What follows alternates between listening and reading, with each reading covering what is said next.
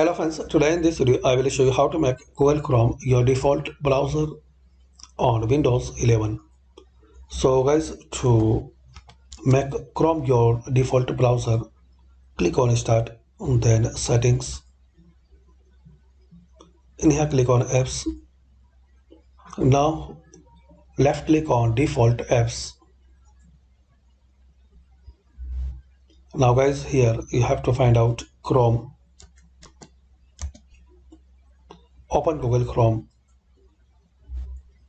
Now you can set default file types or link types like .html you want to open in Chrome. So select here, click here and select Chrome, then OK. And similarly you can see extensions like PDF, .shtml, .svg.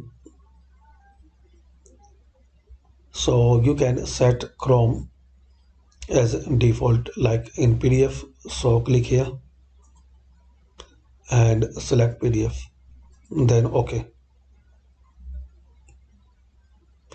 So this is the easy way guys, you can make Chrome as default in your Windows 11 PC or laptop.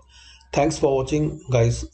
Please comment this video useful for you or not, and please share, like and subscribe the channel for more useful videos.